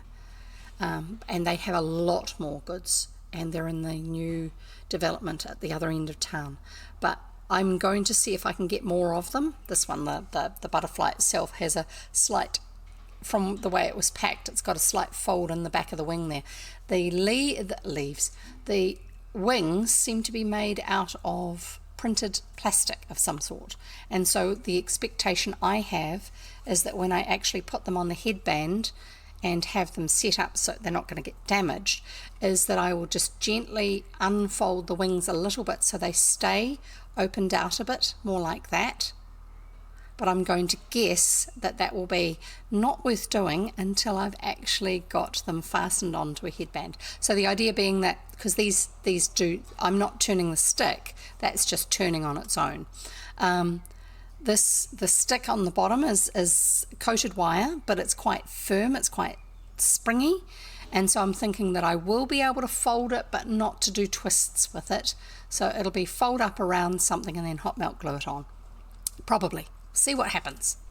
So, but yeah, I was thinking that with all those other butterflies I've got that are stickers and stuff, is I'll have some on this sort of thing, because these are more, you know, a little bit more bouncy type spring, and then these ones are a little bit more that sort of movement. We'll see what happens. So I'm planning on doing what would be, I like to go Ricky's idea with that, doing kind of like a flower garden with some butterflies, a big flock of butterflies, although he used some other term for it. Don't think it was flock. Anyway, right, and I think that's it for today. I really think we had a bunch of stories. We've had lots of fun. I've given some shout outs, which is good. I like to be able to do those. We've had ear redemptions twice. That's excellent. And I brought one of the new sets of ears into circulation with the Minnie Mouse bow. It's lovely having everybody here. I really enjoy it. It's fantastic. Lots of fun. I'm planning on doing probably more of the same next time. I don't see why not. I hope you guys are enjoying having some stories and a little bit of crafts towards the end. I'm not really skilled enough to do high quality craft stuff. It's just sort of like fiddling around with something, seeing what you can come up with. So that sort of thing. But it's lots of fun. We enjoy it. I enjoy it anyway. I hope you enjoy it. If you don't enjoy it, well then that's okay. I don't mind if you go off and do something else somewhere else. That's fine by me. If you need to, go for it. See what works for you. Thank you for being here, everybody, and I hope that you have a wonderful evening or morning or night or day or whatever it is for the time zone that you are in. And may it be lovely and restorative and just what you need. And yummy dinner for those of us in New Zealand when we get that far in terms of planning what our meal is. I'm going to be doing frozen chicken bits that are pre-crumbed that I got from the supermarket, and I've got to make some sort of sauce to go with them because otherwise they're going to be bland and boring. And probably grilled veggie wedges or something like that. I don't know. It'll be yummy. It's usually yummy because I don't like cooking food that I don't enjoy eating. It's quite a bonus to enjoying food, is that everybody in the family actually gets to enjoy nice food too. Well, yummy food, not necessarily specifically nice, but yummy. It's not always healthy, but that's okay. Anyway, so much love to you all. Thank you for being here. Thank you for sharing in this time with me. I look forward to seeing you whenever you can make it along next time. And if you're over on YouTube and you want to be part of the chat and picking ears and making suggestions and all that sort of stuff, please come over and join us on Twitch, which is this one here. The link is right down at the bottom of the screen. And no, I will not be trimming anything off these videos with this new layout that I've got. So you will see the chat up the side of the screen. That's going to stay there. I am part of a group of readers, so if you do want to catch up on other books, go and check out Codex. Arinelle is one of our Codex readers, and she and I are both officially on the Codex reading team, which means that if you go to the first link that's in that little bit of text that's come up in the chat box on Twitch, then you will actually access a list of who are the readers, and it will show you who is currently live online. And if you want to find out all about that side of it, then you're on YouTube, then follow the link on my YouTube channel to my Twitch screen, and it will have in the About section underneath, it's got two sections there about Codex. One is talking about what we do with Codex, and then the other one actually has the link to the Codex Twitch team. One's for Codex Discord server, the other one's Codex Twitch team. Thank you for those congratulations. I feel really proud to be part of it. Arinelle's part of it too, and she's wonderful as part of it. She also reads online, but she also plays games. I don't usually play games. I will one day. Again, I have done it once or twice, but that's about it. So I look forward to seeing you whenever you can make it, hopefully next time. And in the meantime, happy reading, everyone. Bye.